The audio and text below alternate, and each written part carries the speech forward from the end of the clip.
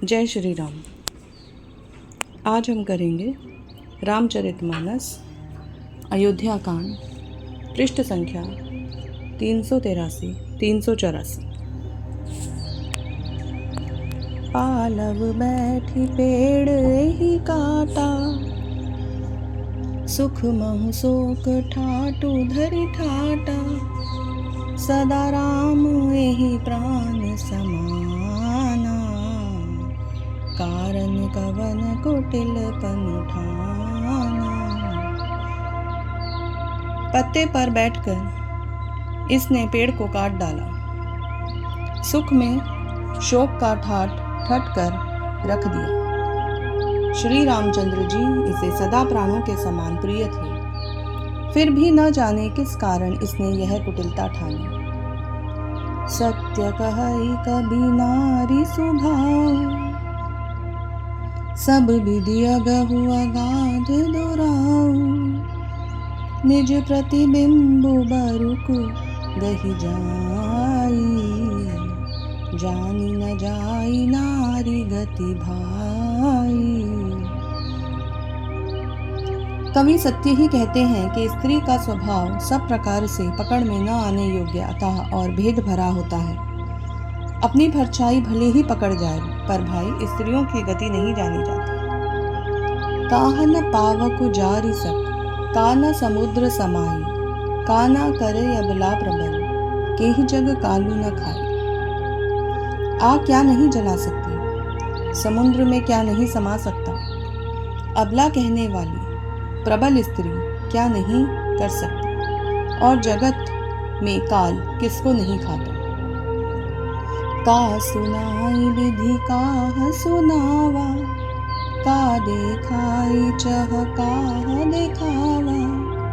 एक कहई भल भूप न कीन्हा, बरु विचारी नहीं कुमति दीन्हा। विधाता ने क्या सुनाकर यह सुना दिया, और क्या दिखाकर अब क्या दिखाना चाहता है। एक कहते हैं कि राजा ने अच्छा नहीं किया, दुर्बुद्धि कैकई को विचार कर वर नहीं दिया। जो हठी भयहु सकल दुख भाजनु, अबला बिबस ज्ञानु गुण गाजनु। एक धर्म परमिति पहिचाने, नृपहि दोषु नहीं देहि सयाने। जो हट करके स्वयं सब दुखों के पात्र हो गए, स्त्री के विशेष वश होने के कारण मानो उसका ज्ञान और गुण जाता रहा। एक जो धर्म की मर्यादा को जानते हैं और सयाने हैं, वे राजा को दोष नहीं देते। सी बिदधीचि हरिचंद कहानी, एक एक सन कहई बखानी। एक भरत कर सम्मत कहई, एक उदास भाय सुनि रहई। वे शिबी दधीची और हरिश्चंद्र कथा एक दूसरे से बखान कर कहते हैं। कोई एक इसमें भरत जी की सम्मति बताते हैं, कोई एक सुनकर उदासीन भाव रह जाते हैं, कुछ बोलते नहीं। कान मोदी कर रद गहि जीहा, एक कहई यह बात अलीहा।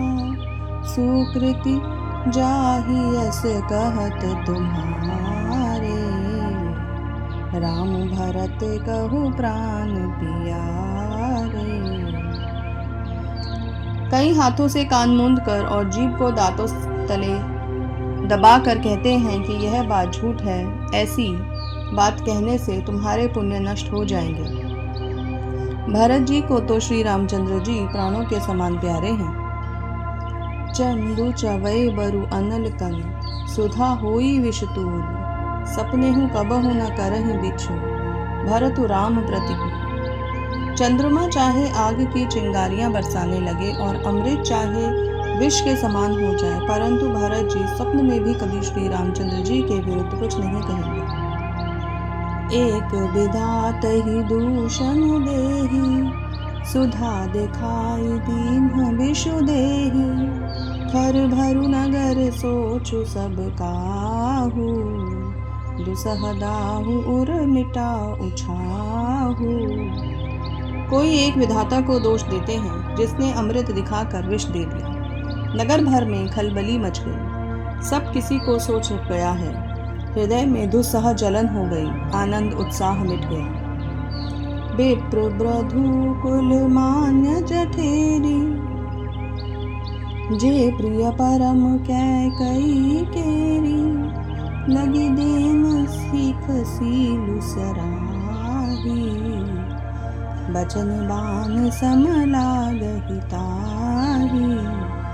ब्राह्मणों की स्त्रियां कुल की माननीय, बड़ी बूढ़ी और जो कैकई परम प्रिय थी, वे उसके शील की सराहना करके उसे सीख देने लगी, पर उसको उनके वचन बाण के समान लगते हैं। भरत न मोहि प्रिय राम समाना, सदा कहु यहु सबु जगु जाना। करहु राम पर सहज स्नेहु, केहि अपराध आज बनु गेहु। वे कहती हैं, तुम तो सदा करती थी कि श्री रामचंद्र जी के समान मुझको भरत भी प्यारे नहीं हैं। इस बात को सारा जगत जानता है। श्री रामचंद्र जी पर तुम स्वाभाविक स्नेह करती रही हो, आज किस अपराध से उन्हें वन देती हो। कबहु न कियउ सवतियारेसु, प्रीति प्रतीति जान सबु देसु। कौसल्या अब काह बिगारा, तुम जेहि लागी वज्रपुर पारा। तुमने कभी सौतिया डा नहीं किया, सारा देश तुम्हारे प्रेम और विश्वास को जानता है। अब कौशल्या ने तुम्हारा कौन सा बिगाड़ दिया है, जिसके कारण तुमने सारे नगर पर वज्र गिरा दिया। सिय की पिय संगु परिहरिहि, लखन की रही धाम। राजू की भूजब भरतपुर, नृपु की जियई बिनु राम। क्या सीता जी अपने पति का साथ छोड़ देंगी? क्या लक्ष्मण जी श्री रामचंद्र जी के बिना घर रह सकेंगे? क्या भरत जी श्री रामचंद्र जी के बिना अयोध्यापुरी का राज भोग सकेंगे? और क्या राजा श्री रामचंद्र जी के बिना जीवित रह सकेंगे? अर्थात न सीता जी यहाँ रहेंगी, न लक्ष्मण जी रहेंगे, न भरत राज्य करेंगे और न ही जीवित रहेंगे। सब उजाड़ हो जाएगा। जय श्री राम।